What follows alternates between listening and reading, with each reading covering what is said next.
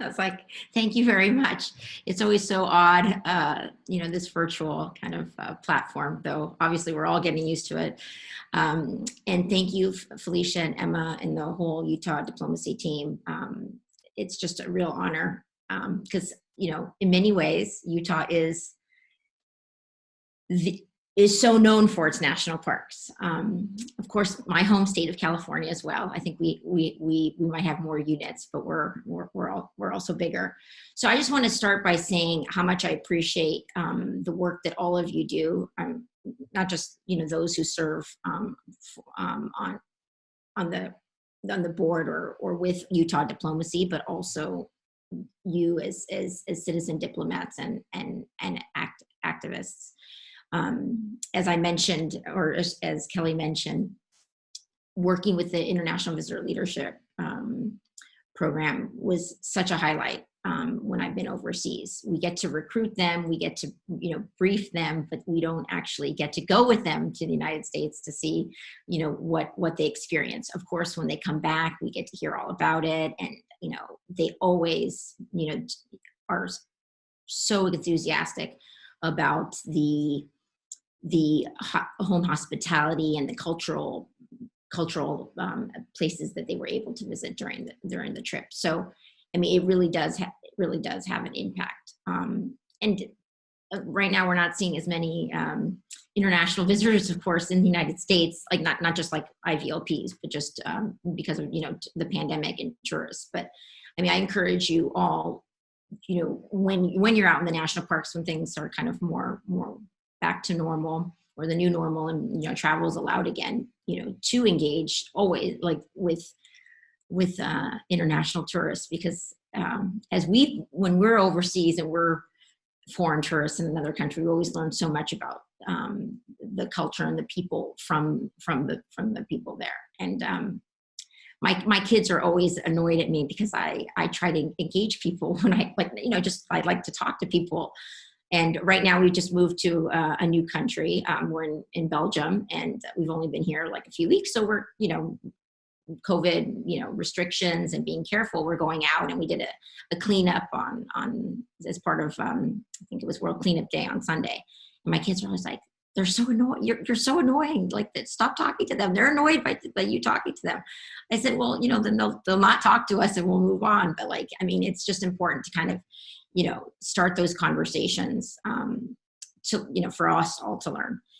So thank you again. And also I want to kind of, mention at the outset, I would love to hear your stories and your suggestions on places that are connected to diplomacy. Because I did another one of these presentations just last week, and I got a great story and about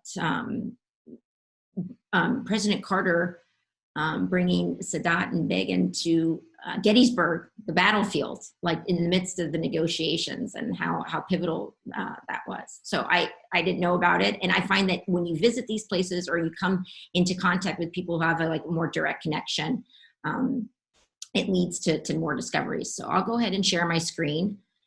Before I do, actually, Brussels is one of the most green capitals in Europe, which I've learned about. And these are redwoods behind me, and there is a connection to where I am currently, because we went to a great botanical garden the weekend, and there was a big California redwood tree there. And that was another thing. I was like, how did it get here? Why did it get and so that's something still to explore. But I put it back there because the backdrop that I have and that Kelly had, that both of us have, that's what people think of when they think of national parks, these kind of really sweeping landscapes, these majestic scenes. But there are so many more parks that don't look like this. This is Muir Woods behind me.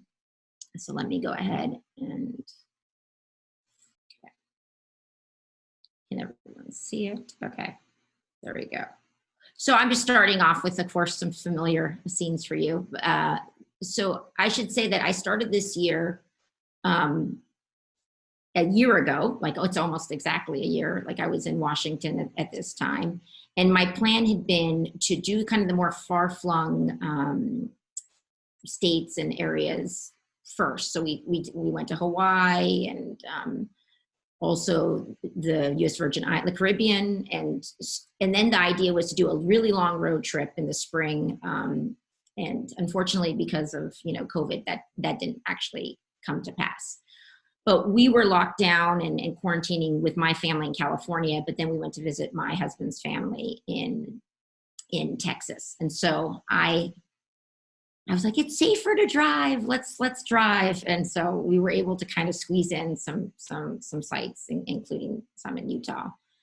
This is, of course, Zion. This is actually will always be remembered in my family. I actually have 4 kids, only 2 of whom joined on the trip because they were older, and my younger one stayed with my husband. We knew that the river was kind of fast flowing, and we were just, having fun in the river. And my daughter like threw a hat when she shouldn't have, and she kind of went in for it, and she kind of started going, downstream, and I was just kind of there on the side, and I like plunged in, and so it was it all ended well. So we have like an amazing story. And another reminder about how you can never take things for granted outdoors. You always have to be very aware. So it was a good lesson on many counts. We got to Zion at a very unusual time in the sense it wasn't that crowded because it was just kind of in the kind of that time period between kind of being closed and kind of reopening, and the shuttle buses hadn't started, and we were able to get a last minute reservation for the lodge. So we were very lucky because this is, I think, the most visited park in Utah, because I think it's so much of it comes from geography. Like the Smoky Mountains is, I think, the most visited park in the United States because 50% of the country lives within a day's drive, and it's similar for Zion. It's I think 20 million people from Southern California can access it within 7 hours. Sorry, where is it? Okay. That's Cedar Breaks. And it's a national monument, and it's only an hour away. And I kept all the poor people that, had come to like Zion and couldn't get in because of the shuttle bus. I'm like, it's only an hour away, so there's so many different places to see. This was interesting because we actually, a ranger from Fort Point in the Bay Area recognized us, and I recognized her when she said it, because she gave us a tour at Fort Point in like February. And that's there's a lot of since it's very seasonal, there's people who kind of moved from park to park. Of course, Bryce. These are, this doesn't do Arches justice, and we were just literally zooming through at the end of the day, and that's Capitol Reef. You can see my son looks so excited. And so these are just, some, we did go to a lot of that kind of the well-known parks. This is Old Faithful, winter in Yellowstone. And I have to say, I'm not a winter person, but it was really magical. Someone kind of had compared it to being in a snow globe, and it was really special. This is actually a flag we made of our logo. And then almost exactly a year ago, this is Thunder Hole in Acadia National Park. We got a little drenched there. Oops, why is it not? Bubble Rock, fall foliage season. So we kind of were able to visit, during some iconic places. But what I'd really kind of had aimed for during this trip was to kind of target the parks that were less visited and that had more overlooked, pieces of history, as well as those connected to diplomacy. So I had a few in mind that I'd gotten through kind of a presentation. They were Jimmy Carter National Historic Site, the San Juan Islands, which I never made it to because I was supposed to do it in the spring, and Eisenhower National Historic Site. I did make it there literally a year ago. They have like a World War II kind of reenactment, and we made it for that. Though we did not make it to the battlefield because we were supposed to go back the next day, and our tour got canceled. So the idea was to go to these smaller parks, less known, and learn. And every time I go to one of these parks, I'm like, oh my gosh, I can't believe I didn't know about this. And it's like there's like a long list of books after kind of each trip. And so I'm more and more focused in on the ones with connections to diplomacy, because there were actually more than I expected. And I kind of came up with a couple of themes, I would say, or categories that these sites would fall into. But this is something still kind of dynamic, and I'm kind of still thinking about. It's not like, I didn't get to explore all of them, and that's the beauty. Like they're protected, right? So I don't, I was very lucky to be in a safe place with my family during the quarantine. And I didn't go to plan. I didn't get to go to all the places I wanted to go to. I still have only managed to make it to 46 states. I missed those last four. But all these other parks, they'll be there, they'll be protected. And I was reminded of that. There's a lot of national parks Facebook groups and social media kind of platforms where they exchange photos and stories. And someone posted a photo of the Badlands from like 1958, I think it was, that his father had taken. And then he went back to the same site, and he shared them side by side. And of course, there was erosion, and there was changes, but like it was still pretty much the same. So we're very lucky to have these parks. And as one ranger in the Everglades told us, he spent like 2.5 hours with us. It was an amazing program. And we were thanking him, but he was thanking us, as owners of the land, that we'd come to like check to make sure that they were taking care of it properly. And I think that's a pretty amazing idea, America's greatest idea. And that's something that, continues to impress me. And also a lot of, foreign visitors, of course. This is Haleakala. So this gives you an idea of the 420. It was just changed a few days ago with the addition of Eisenhower Memorial in Washington, D.C. So now there are 420. So I have to, if I slip up and say 419, you'll understand why. But that leaves 358 other units of the system. And you can see kind of at the top the abbreviations for the different units. So the three categories I'm going to be kind of discussing tonight. The first one is how nature's beauty can inspire individuals to be their best selves and strive for cooperation and peace. And the first park is Grand Teton National Park, which unfortunately I didn't make it to. I tried to during the winter, and I was like, it's too dangerous, like weather-wise, to make it, even though they're so close. And this is actually something I heard about when I was at the State Department a year ago. Someone's like, did you see that photo in the exhibit? And it was a variation of like this photo of Foreign Minister Shevardnadze and Secretary of State Baker, who met at Grand Teton itself for like a pre-summit meeting. And it was described by the New York Times as more productive than most of the meetings between American and Soviet foreign ministers in recent years. More progress is made here in arms control than at the Moscow summit meeting last year between President Ronald Reagan and President Gorbachev. So, it's hard to kind of, find the exact cause. But what I heard about this event was that it was a very successful one. They spent a lot of time in nature. They went fishing together. They talked a lot about their families. So it can break down those barriers and lead to more productive discussions. Oops. I'm missing a photo, but that's okay, because it's basically this is Muir Woods now, which is behind me. And I went there and, just asked one of the volunteers or the rangers, a little bit about my project. And they're saying, oh, you have to go to Cathedral Grove. And there's a very direct connection. So I will now show you a little video that kind of captures this a bit better.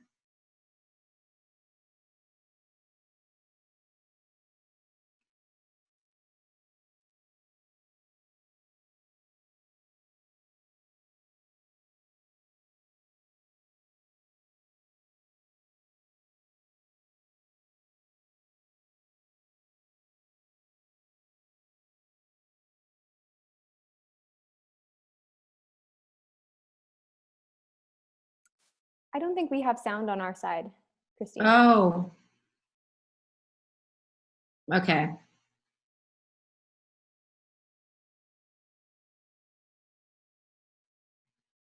Sorry, I'll just stop it 1 sec.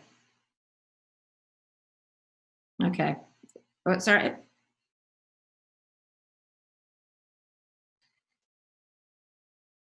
Well, I'll try to do my best. It won't be as as beautiful as that, but that was actually the voice of um, Mia Monroe. She is a ranger with the Golden Gate National Recreation Area, and she's has worked at Muir Woods in the past. So she's talking about how Muir Woods was the site of a. Unfortunately, it was meant to be kind of like a place for the delegates. Sorry, I have to go back in time because that was going to be the introduction. San Francisco in 1945 was the site of the UN Charter Conference. Like there was like 850 delegates that came from around the world, and they worked over 2 months to negotiate and conclude the document. You know, it wasn't a given that they would get to that point, and the Secretary of the Interior, as you see in this letter to President Roosevelt, had proposed that they bring the delegates to Muir Woods to give them, to kind of motivate them to that they would gain a perspective and a sense of, let me just read it, a sense of time that could be obtained nowhere in America better than in one of such forests. So they did come in May. Let's see, it started in April. The event was in May, and then they signed the charter in June. And unfortunately, what was just going to be kind of more of a contemplative event, you know, focused on the charter and their work, ended up being a memorial service for President Roosevelt. But as the video said, you know, one of the first actions that President Truman took was to, you know, when he assumed office, was to ensure that the charter conference would continue, because that was such an important, it was so important to not just the United States, but to the world.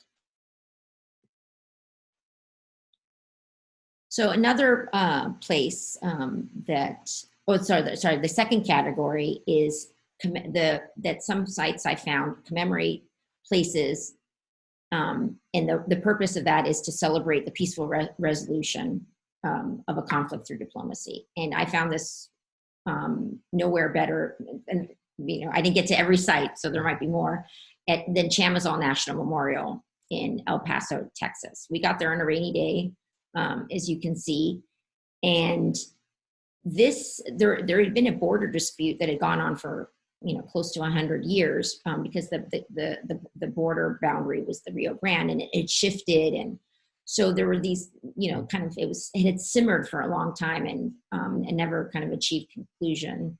And President Kennedy, if I'm remembering correctly, went to Mexico, met with the president, and they decided that this was something that they, you know, were going to concentrate efforts on. President Kennedy, unfortunately, didn't see it come to realization, but President Johnson did. My pictures are out of order. Sorry about that. I'm still looking at the paused video, Christine. Oh, I'm sorry. Why? It's on my screen. Oh, sorry. Let me go. There you go. Can you see it now? Sorry, thank you for telling me. Okay, now this is the boundary, one of the old boundary markers.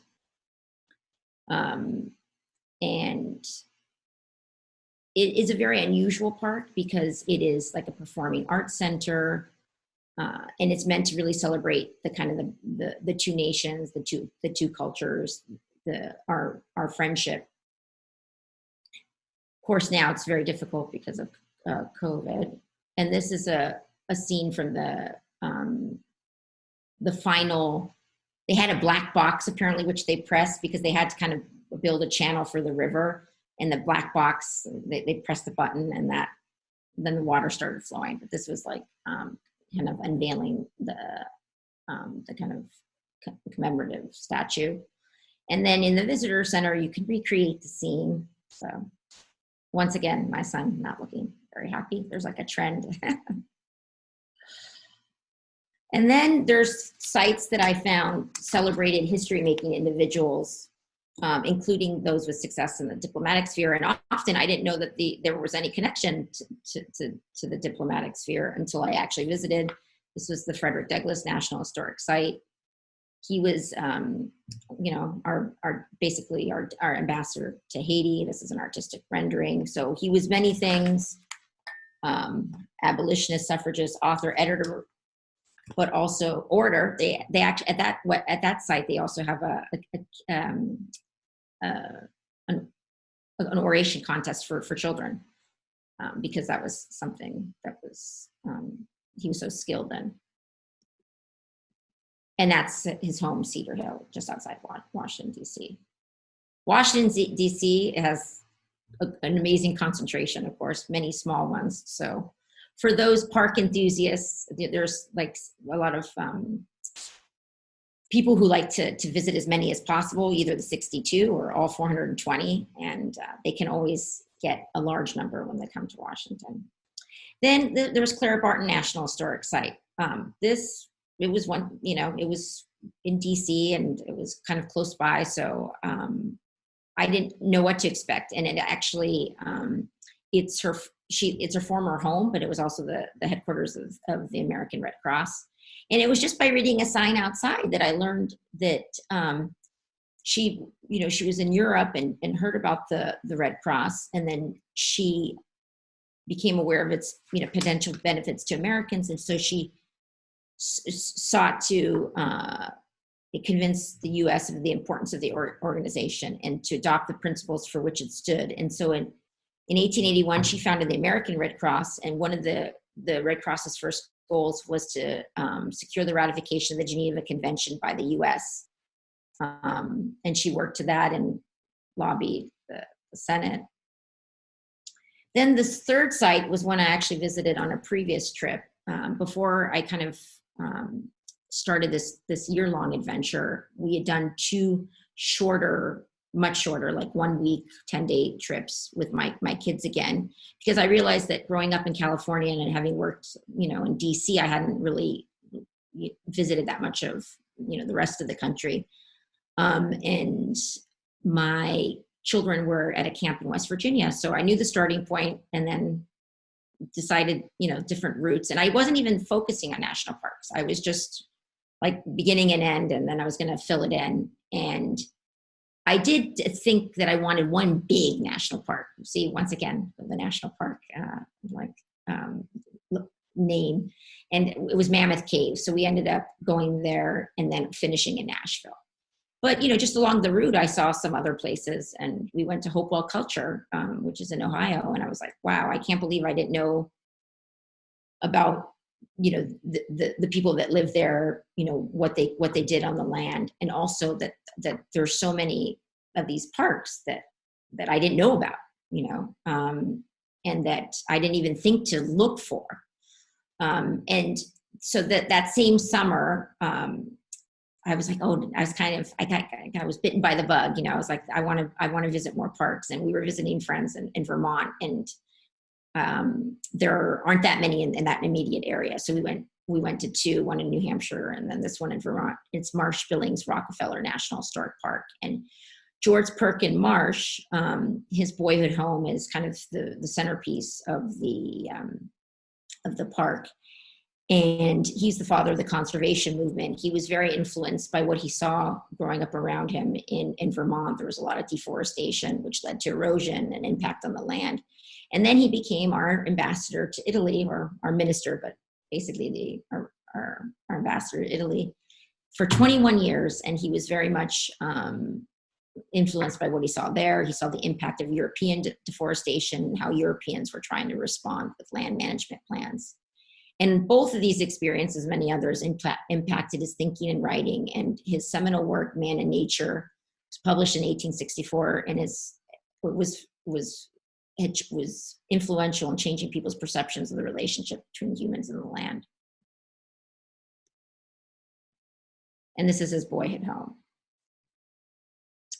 So then, Utah, I know you're all very familiar with especially the Mighty Five, and so I don't have to kind of tell you that, but you might not know that.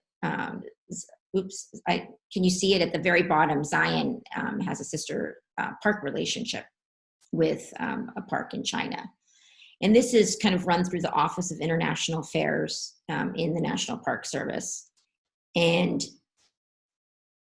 we are very much kind of engaged, not